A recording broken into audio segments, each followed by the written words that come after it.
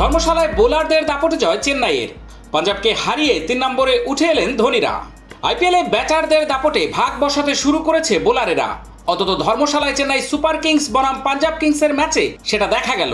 দুদলের বোলারেরাই ভালো বল করলেন, বেশি ভালো করলেন চেন্নাইয়ের বোলারেরা। তাদের দাপটে পাঞ্জাবকে তাদের ঘরের মাঠে হারালো চেন্নাই। আগের ম্যাচে পাঞ্জাবের কাছে হারের বদলা নিল তারা। এই জয়ের ফলে 12 পয়েন্ট হলো চেন্নাইয়ের। আইপিএলের পয়েন্ট তালিকায় 1 লাফে 3 নম্বরে উঠে এলেন মহেন্দ্র সিং ধোনিরা। চলতি আইপিএলে প্রথমবার কোনো ম্যাচ হলো ধর্মশালায়। টস জিতে প্রথমে বল করার সিদ্ধান্ত নেন পাঞ্জাবের অধিনায়ক স্যাম কারেন। আরও একটি ম্যাচে ওপেন করতে নেমে ব্যর্থ আজিঙ্কা রাহানে।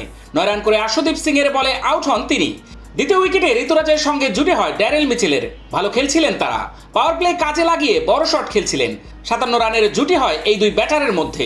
চেন্নাইকে জোড়া ধাক্কা দেন রাহুল চাহার। নিজের প্রথম ওভারেই পরপর 2 বলে ঋতুরাজ ও শিবমকে আউট করেন তিনি। ঋতুরাজ করেন 21 বলে 32 রান।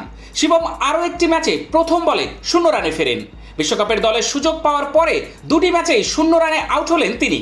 হর্ষল প্যাটেলের বলে 30 রান করে আউট হন মিচেল। মঈন আলী ও রবীন্দ্র জাদেজার মধ্যে জুটি হলেও রানের গতি খুব একটা বেশি ছিল না। নির্দিষ্ট ব্যবধানে উইকেট পড়ায় জুটি হচ্ছিল না। মঈন 17 রান করেন। এই ম্যাচে সুযোগ পাওয়া মিচেল স্যান্টনারও রান পাননি। 6 উইকেট পড়ার পরে মহেন্দ্র সিং ধোনি নিজে না নেমে শার্দুল ঠাকুরকে পাঠিয়ে দেন। সেই সিদ্ধান্ত কাজে লাগে। প্রথম 2 বলে 2টি 4 এবং একটি ছক্কা মারেন তিনি। ছক্কার ক্ষেত্রে অবশ্য ফিল্ডার শশাঙ্ক সিং এর দোষ। হাতের ক্যাচ ছেড়ে দেন তিনি। শেষ 4 ওভারে রানের গতি বাড়ানোর চেষ্টা করেন জাদেজা ও শার্দুল। কয়েকটি বড় শট খেলেন তারা। 19তম ওভারের 4র্থ বলে আউট হন শার্দুল। ব্যাট করতে নামেন ধোনি। প্রথম বলে তাকেও বোল্ড করেন হার্ষল। এবারে আইপিএলে প্রথমবার 0 রানে আউট হলেন ধোনি। শেষ ওভারে জাদেজা কয়েকটি বড় শট খেললেন। চেন্নাইয়ের রানকে 160 পার করান তিনি। 43 রান করে আশুদীপের বলে আউট হন জাড্ডু। জবাবে ব্যাট করতে নেমে দ্বিতীয় ওভারেই পাঞ্জাবকে জোড়া আঘাত দেন তুষার দেশপান্ডে। একই ওভারে 2 বিদেশি জনি বেয়ারস্টো ও রাইলি রুশোকে আউট করেন তিনি। 4 নম্বরে নামা শশাঙ্ক সিং ও প্রভসিমন সিংহ পাল্টা আক্রমণের পথে যান। পাওয়ার প্লের বাকি ওভারগুলিতে রান ওঠে। দুজনেই বড় শট খেলছিলেন। পাওয়ার প্লে শেষে চেন্নাইয়ের স্পিনারেরা বল করতে আসার পরে সমস্যায় পড়ে পাঞ্জাব। মিচেল স্যান্টনারের বলে বড় শট খেলতে গিয়ে 27 রানে ফিরলেন শশাঙ্ক। পরের ওভারে একই ভুল করলেন প্রভসিমরন। জাদেজার বলে ছক্কা মারতে গিয়ে 30 রানে আউট হলেন তিনি।